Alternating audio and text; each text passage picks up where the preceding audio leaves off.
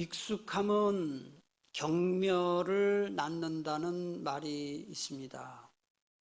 처음에는 그토록 좋아하고 기뻐했던 일들이 시간이 점점 지나면서 무감각해지고 실증을 느끼는 사람들의 심리를 표현한 말입니다.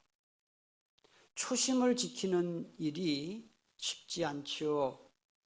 첫 마음을 끝까지 지킨다? 얼마나 어려운 일입니까? 하지만 그렇다고 해서 초심을 잃어버려도 된다는 뜻은 아닙니다. 왜냐하면 초심을 잃어버리면 반드시 타성에 젖기 때문입니다. 타성에 젖는 것은 타락입니다. 타락. 여러분, 만남이 타성에 젖으면 관계가 깨지죠. 받는 것이 타성에 젖으면 양심이 타락합니다. 애정이 타성에 젖으면 사랑이 타락하고요. 예배가 타성에 젖으면 신앙이 타락합니다. 여러분, 처음 예수 믿고 구원받았을 때 얼마나 감사하고 감격하는 마음이 있었습니까? 여러분이 신앙이 가장 뜨거웠을 때가 언제입니까? 처음 예수 믿었을 때, 첫 열심, 첫사랑 가졌을 때 얼마나 교회 나오는 게 좋았습니까? 예배 시간에 얼마나 많이 기다려줬습니까? 그리고 교우들을 만나면 얼마나 반가웠습니까? 그리고 처음 직분 받았을 때, 또 중직을 받았을 때 얼마나 감사하고 감격했습니까? 지금은 어떻습니까? 지금 그렇습니까? 그 감사와 감격, 뜨거운 마음이 지금 있습니까? 만약에 그런 마음이 전혀 없다면 여러분은 지금은 타성에 젖어 있는 것이 분명한 거예요. 따라합시다. 타성에 젖는 것은 타락이다. 타성에 젖는 게 왜 타락일까요? 타성에 젖으면 감사가 사라지기 때문에 그래요. 감격이 사라지기 때문에. 우리의 질병 중에 당뇨병이 무섭다고 합니다. 맞죠? 당뇨병 그 잘못 관리하면은 많은 후유증이 있잖아요. 그러나 당뇨병보다 훨씬 무서운 질병이 있는데 그게 바로 당년병입니다. 왜 그렇습니까? 당년병이라는 게 무엇입니까? 마땅히 감사해야 할 일에 감사하지 않고 당연하게 생각하는 게 그게 당년병이에요. 한번 따라합시다. 당년병. 타성에 젖을 때 걸리는 질병이 바로 그게 당년병이에요. 타성에 젖으면 주일이 돼도 주일이 됐나 보다. 예배 시간이 돼도 예배가 시작됐구나. 교회 뭐 직분 감당할 때도 내가 해야 되니까 하지. 감사가 없어요. 오늘 여러분 이 자리에 나올 때, 예배 나올 때 하나님 만나러 가야지. 오늘 말씀을 통해 은혜를 받아야지.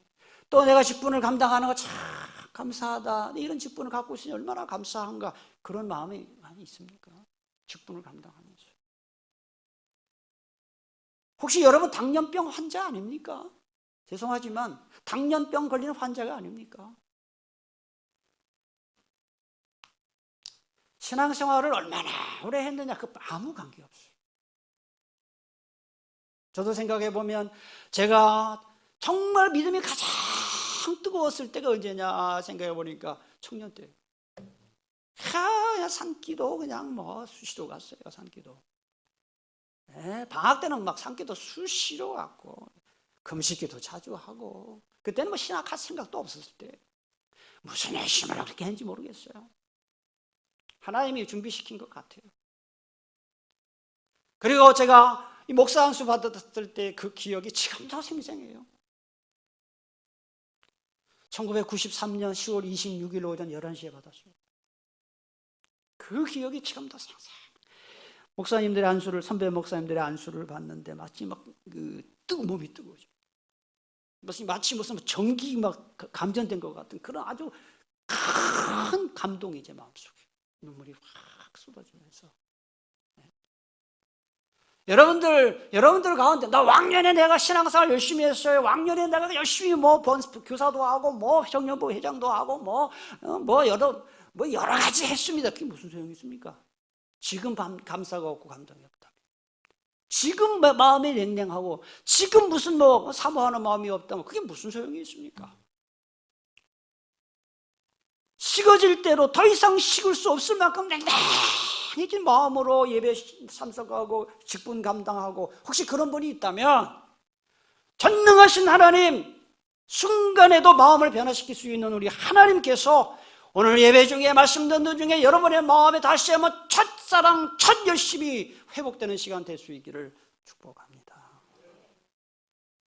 오늘 본문 말씀은 타성에 젖으면 안 되는 게 뭐냐, 세 가지를 말씀합니다. 그리고 그렇게 되지 않으려면 어떻게 해야 되느냐, 이 문제에 대해서 말씀을 주고 있어요. 첫 번째, 타성에 젖은 예배를 경고합니다. 1절입니다. 너는 하나님의 집에 들어갈 때에 네 발을 삼갈지어다 그랬습니다. 여기서 하나님의 집에 들어간다. 여러분 성경에서, 구약 성경에서 하나님의 집은 예루살렘 성전을 말합니다. 성전. 예루살렘 성전에 올라갈 때에 이 말입니다. 우리 예루살렘 성전 없잖아요. 이제는 교회 예배 나올 때에 이렇게 해석하면 틀림없겠죠. 너는 하나님의 집에 들어갈 때에, 보세요, 뭐라 그랬는지 잘 보세요. 너는 하나님의 집에 들어갈 때에 뭘 어떻게 하라 그랬습니까? 네 발을 삼가라 그랬어요. 여기서 네 발을 삼가라, 이게 도대체 무슨 뜻일까요? 모세가 하나님 앞에 출애굽 이스라엘 백성의 지도자로 부름받았을 때, 시내산에서 양치다가 지도자로 부름받았을 때에 하나님이 모세에게 말씀하셨습니다. 모세야, 네가 선 곳은 거룩한 곳이니 네 발에 신을 벗으라. 모세의 후계자 여호수아가 가나안 땅 정복 전쟁을 시작할 때, 여리고에 갔을 때 하나님의 천사가 나타났을 때 여호수아도 자기 발에서 발을 벗었습니다. 신발을 벗었습니다. 그러니까 발을 삼가라, 이 말은 언행 심사를 조심해라 이런 뜻이에요. 함부로 하지 말아라. 경솔하지 말고 부주의하지 말고 망령된 행실을 가져서 하나님의 위엄과 하나님의 거룩하심을 훼손시키는 짓을 하지 말아라, 이런 뜻이에요.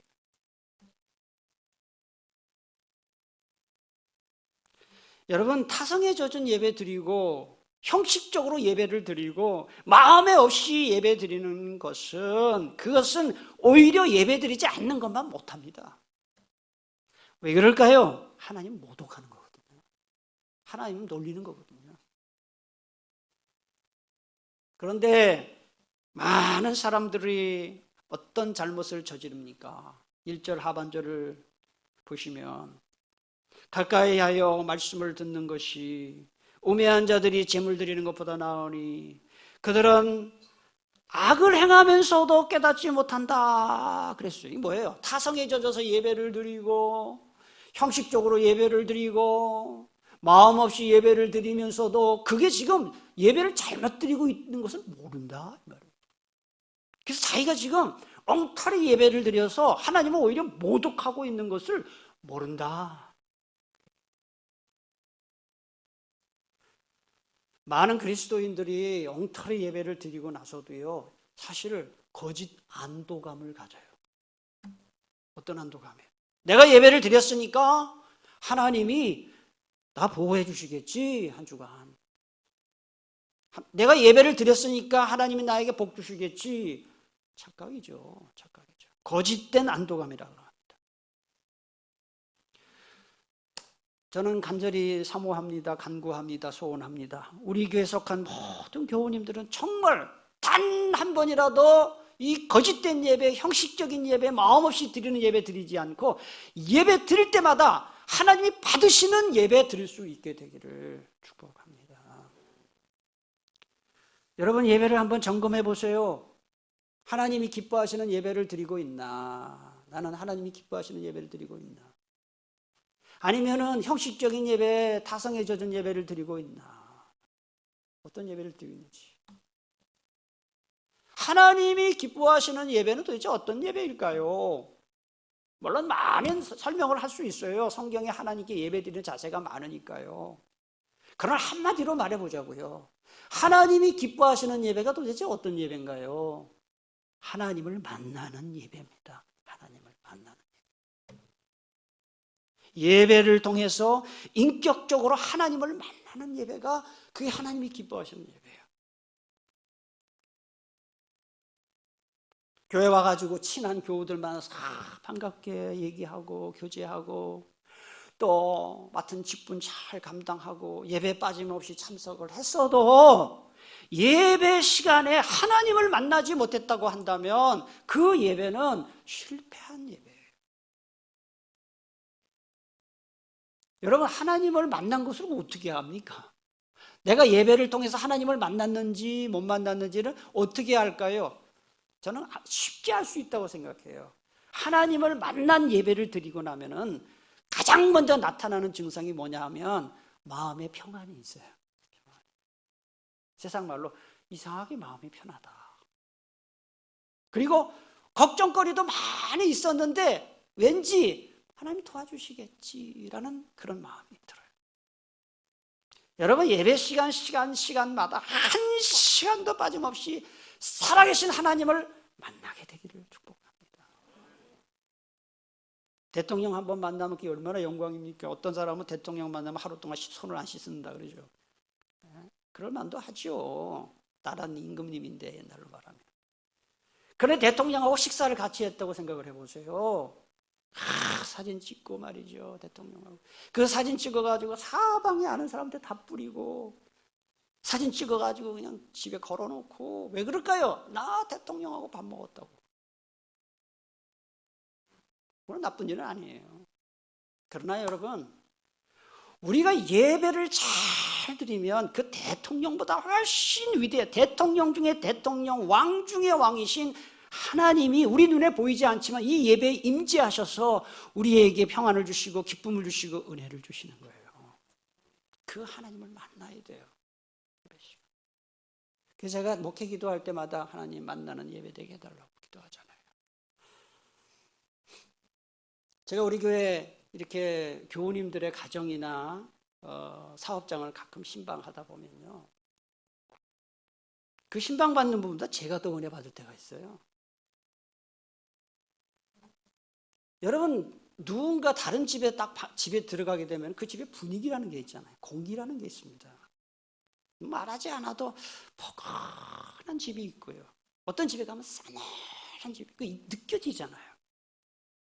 더군다나 저는 예배 드리러 갔는데 영적인 어떤 분위기가 있어요.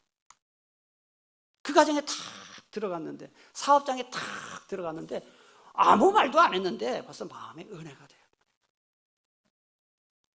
그 신방받는 분이 말은 하지 않아도 그 얼굴 표정에 예배를 사모하는 마음의 얼굴에 가득할 때, 예배를 빨리 드리고 싶어가지고 준비하고, 그리고 예배상에다가 기도 제목을 싹 써가지고 딱 가져다 놓고 찬송을 불러도 은혜가 되고, 신방 가서 설교서 짧게 하거든요. 말씀을 잠깐을 전해도 그 말씀이 은혜가 되고 분위기 자체가 은혜가 돼요. 어떨 때 그렇습니까? 예배를 사모할 때.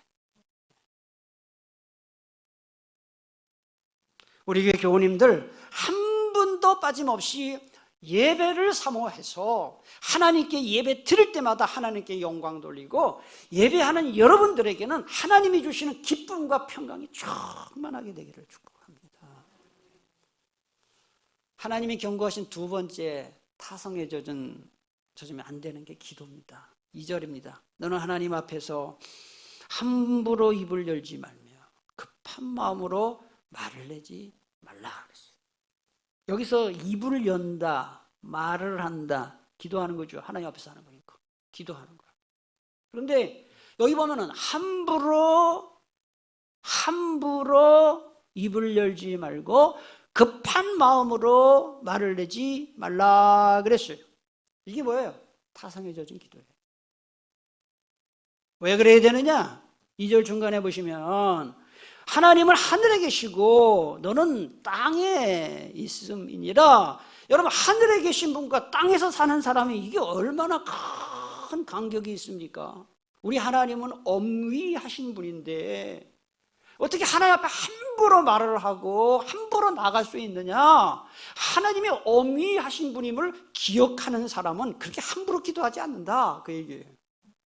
반면에 타성에 젖은 기도, 마음에 없이 하는 기도, 형식적으로 기도하는 사람은 말 함부로 기도하죠. 함부로.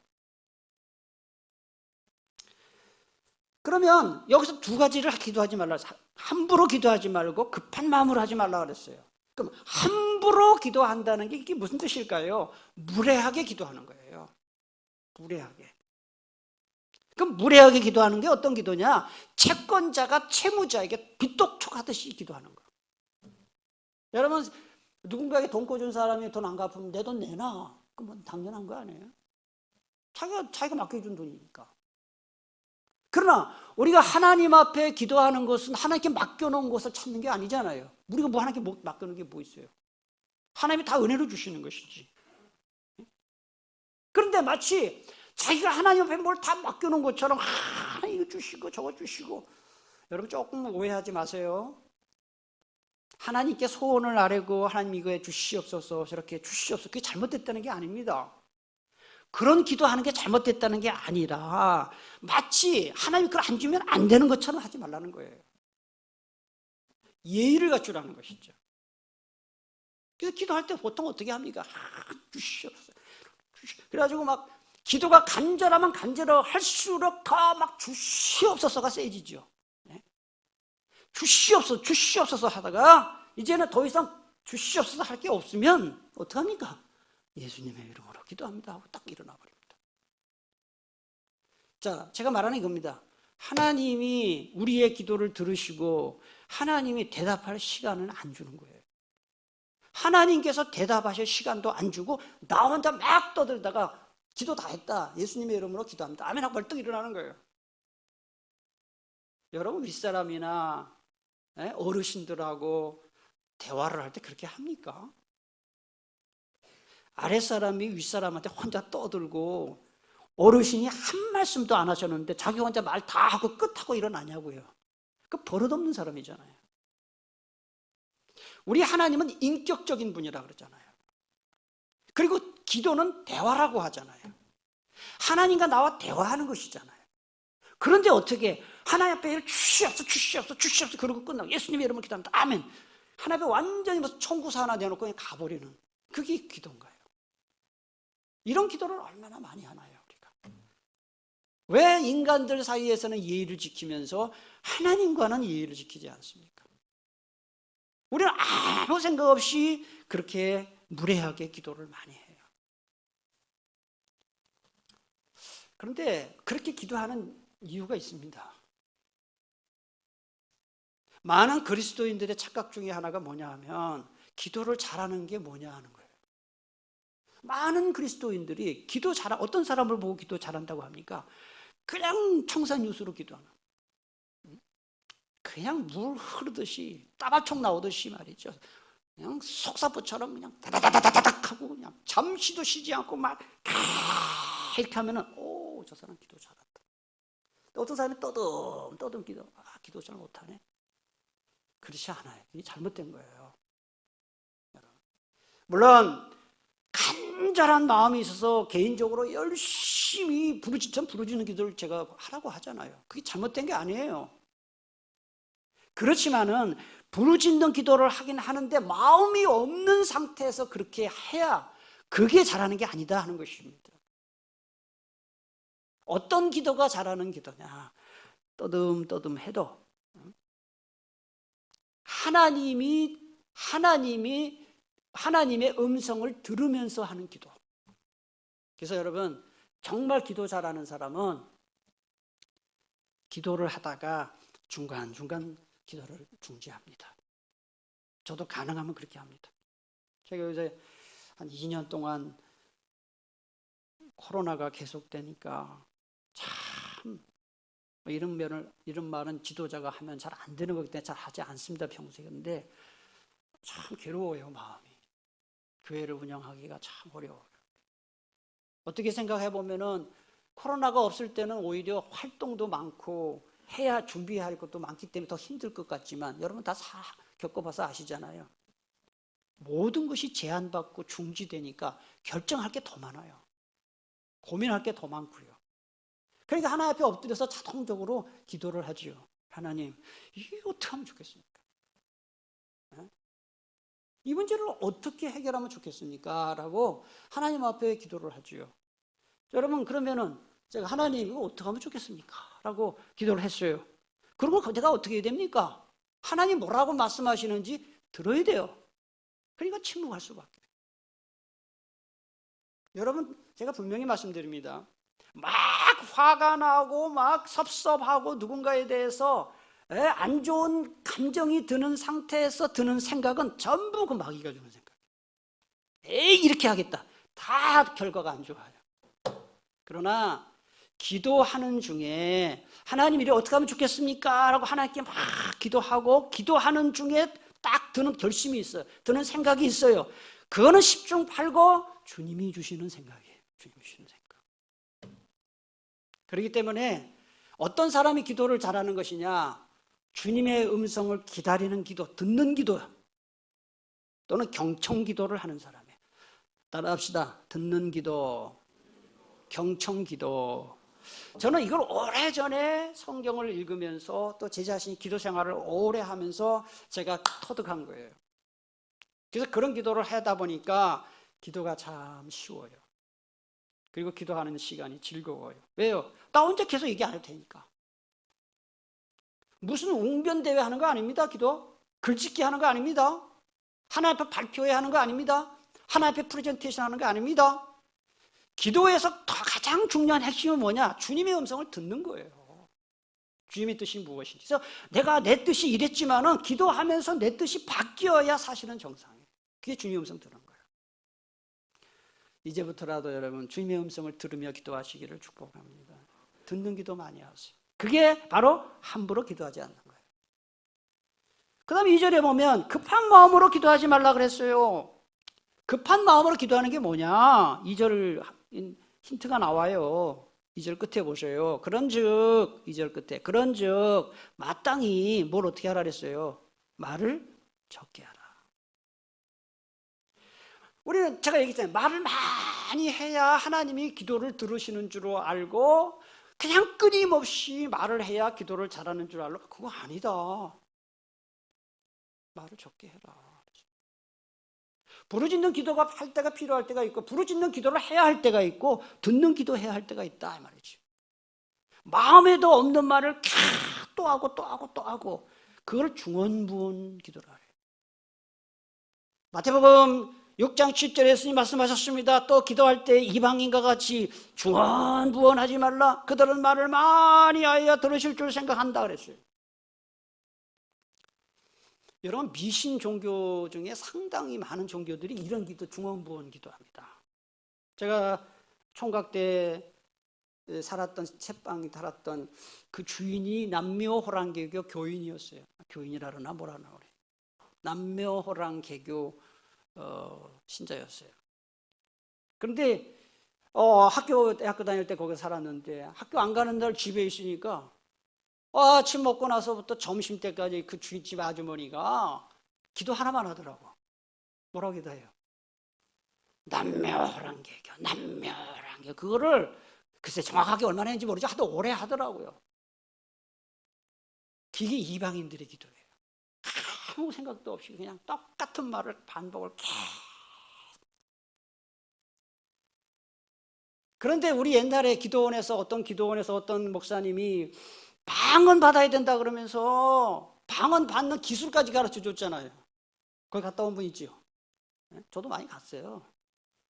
그래가지고 할렐루야 1000번 외치면 된다 그래가지고 따라라라 할렐루야 할렐루야 할렐루야 여러분 지금 1000번 해봐요 한번 할렐루야를. 그러면 할렐루야 할렐루야 할렐루야 할렐루야 그게 방언이래요. 야, 그 모르니까 무지한 사람들 와 방언 받았다. 방언 생쇼를 하고 하잖아요. 하나님이 그렇게 무지한 하나님이에요? 그렇게 막 방언을 해야만 됩니까? 저도 방언 받았거든요. 방언 기도하니까 참 좋아요. 그런데 방언 기도하면 개인에게 좋은 거지 그게 다른 사람한테 좋은 거 없어요. 다른 사람은 괜히 별로 신경 쓰게 만들고 하나님과 나만 교통하는 거예요. 근데 하나님은 방언을 그렇게 주지 않아요. 그러니까 말을 많이 해야 하나님이 들으신다 생각하니까 중언부언하죠. 3절에 보면 걱정이 많으면 꿈이 생기고 말이 많으면 우매한 자의 소리가 나타난다 그랬어요. 여러분 걱정 많으면 어떻게 해요? 잠을 못 자죠. 선잠 잡니다. 선잠 잘 때 꿈꾸는 거예요. 깊은 잠을 자는 사람은 자는 꿈을 안 꾸잖아요. 근데 잠을 깔딱깔딱 자는 사람, 얕은 잠을 자는 사람이 꿈을 많이 꾸는 거예요. 이게 그 얘기거든요. 그러니까 이거는 말이 많은 사람은 생각이 초점이 없다. 생각이 깊지 않다. 그러니까 말을 줄이다. 그 얘기를 하면서 이 얘기를 한 거예요. 그러니까 중언부언하는 기도는 초점이 없는 기도고 생각이 깊지 않은 기도다. 그 얘기입니다. 여러분 예수님과 함께 십자가의 양쪽에 강도 두 사람이 못 박혀 죽었잖아요. 그 한쪽 강도는 끝까지 예수님을 조롱하고 네가 진짜 메시아면은 우리 한번 살려봐라 그랬죠. 근데 한쪽 강도는 어땠어요? 회개했죠. 마지막 순간 예수여 당신의 나라에 임할 때 나를 기억하소서. 한마디예요. 한마디. 예수님 뭐라고 대답하셨습니까? 내가 진실로 진실로 내게 이르노니 오늘 네가 나와 함께 어디에 있으리라? 낙원에 있으리라. 성경에 나타난 사람 중에서 지금까지 예수 믿은 사람 중에서 가장 쉽게 예수 믿고 구원받은 사람이 사람이에요. 진심이 담긴 말 한마디 나를 기억하소서. 주님 오늘 네가 나와 함께 낙원에 있으리라. 물론 극단적인 얘기는 하죠. 하지만 여기서 알 수 있는 게 뭐죠? 간절한 마음이 담긴 기도는 그렇게 간단히 해도 믿음으로 기도할 때 하나님이 들어주신다는 거예요.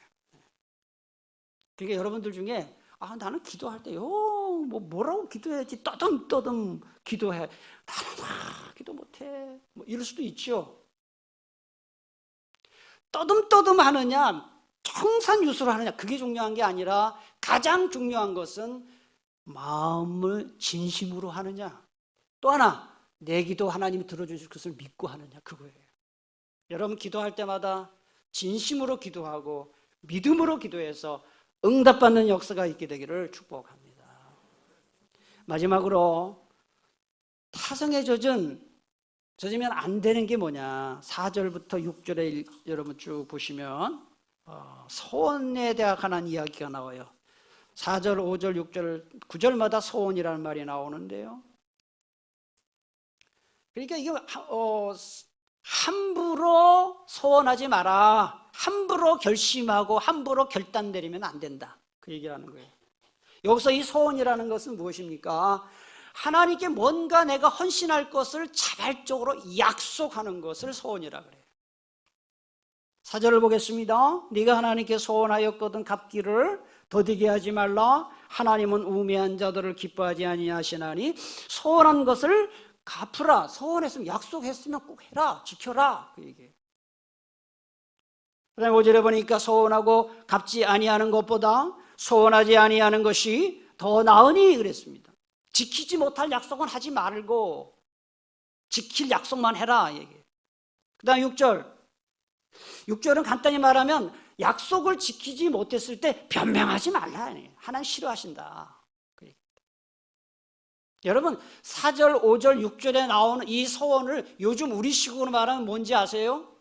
설교 말씀을 듣고 또 성경을 읽고 성경 공부를 하면서 우리가 어떻게 합니까? 반성도 하지만 결심하잖아요. 이제부터 이렇게 살아야지.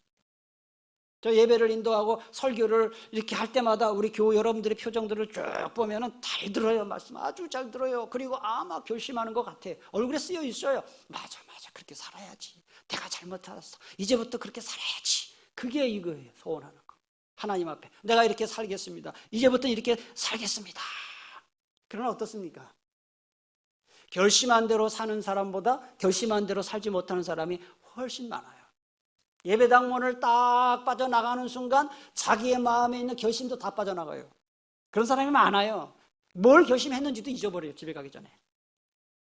설령 집에까지 결심을 갖고 가더라도 그 다음날 월요일 날 직장에 가거나 사업장에 가서 대부분이 예수 믿지 않는 사람들하고 부대끼다 보면 자기가 하나님 앞에 뭘 약속을 했는지, 뭘 결심을 했는지, 결단을 했는지 까맣게 잊어버리고 또 세상 사람들하고 똑같이 살아가요. 그 다음 주일날 왔습니다. 또 설교 말씀 드리니까 또 생각납니다. 내가 잘못 살았구나. 또 결심합니다. 또 나가서 잊어먹고 또 죄를 짓습니다. 계속 이러니까 어떤 일이 벌어집니까? 1년 다닌 사람이나 10년 다닌 사람이나 평생 다닌 사람이나 그 믿음이 자라질 않아요. 그래서 본문 말씀은 이처럼 타성에 젖은 결단, 결심 그렇게 하지 말고 꼭 실천을 해라. 이거는 실천을 해라. 아멘이십니까? 네. 이런 일이 우리의 삶 속에서 얼마나 많아요. 설교 말씀을 듣는 최고의 목적은 깨닫는 것도 아니고 은혜 받는 것도 아니고 감동받는 것도 아니고 뭐냐? 변화된 삶을 사는 것이 최고의 목적이에요. 변화된 삶. 말씀 듣고 그렇게 살아야지 하고 그대로 변화된 삶을 사는 것이 그게 설교의 최고의 목적이에요. 그리스도인들이 읽는 책 중에 신앙서적 중에 가장 많이 팔리는 책이 기도에 관한 책이래요. 기도에 관한 책이 무지무지 많아요. 서점에 가면. 왜 그럴까요? 사람들이 기도 못하니까 어떻게 하면 기도 잘할 수 있을까 하고 기도에 관한 책을 많이 읽어요. 좋은 일이죠.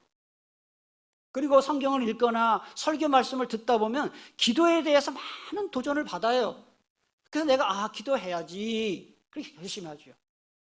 그러나 기도에 관한 책 100권을 읽고도 기도하지 않는 것보다는 기도에 관한 책 한 권을 읽지 않았어도 실제로 무릎 꿇고 기도하는 사람이 그게 훨씬 나은 거예요. 기도는 이론이 아니거든요. 우리 한국교회 교인들은 이 간증 듣는 걸 아주 좋아합니다. 그래서 교회들마다 전도 잘하는 사람들을 모셔다가 간증 집회하고 또 불치병에 걸렸었는데 예수 믿고 구원받고 치료받은 사람들의 간증도 있고 천국 갔다 지옥 갔다 온 사람들 모셔다가 또 하고 연예인들 또 간증시키고 조폭이었는데 예수 믿고 구원받은 얘기도 이런 이야기들을 많이 합니다. 물론 그런 간증 들으면 시간 가는 줄 모르고 울고 웃고 대리 만족도 느끼고 재미도 있고 감동도 있지요. 근데 문제는 뭐예요? 그게 끝이에요. 그러고 여러분, 제가 여러분에게 도전합니다. 다른 사람이 신앙생활 잘하는 것을 듣는 사람 되지 말고 여러분이 변화된 삶을 살아서 믿지 않는 사람에게 내가 예수 믿고 구원받으니까 이렇게 좋더라 하고 간증하는 사람이 될 수 있기를 축복합니다. 자, 그러면 마지막으로 이 타성에 젖어서는 안 되는 게 3가지였는데 타성에 젖은 예배, 타성에 젖은 기도, 타성에 젖은 결단과 결심 이거 하면 안 되는데 어떻게 하면 그렇게 할 수 있을까요? 그 답이 7절에 나와요.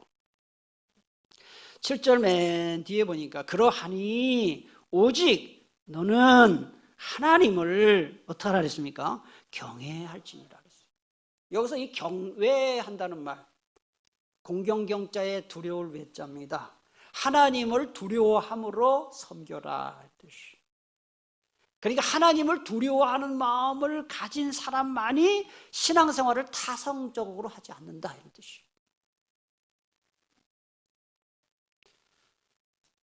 교회 안에 많은 부모님들 계시고 자녀들이 있는데요. 자녀들을 크게 두 부류로 나눌 수 있어요.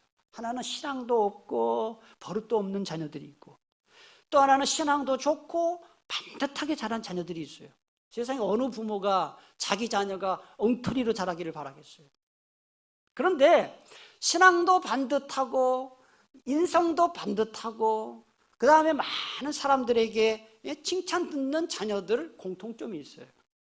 어떤 공통점일까요? 부모를 어려워한다. 엄마든지 아빠든지 누군가 무서워하는 사람이 있다 하는 공통점이 있어요. 애들을 쥐잡듯이 잡아야 된다는 뜻이 아닙니다.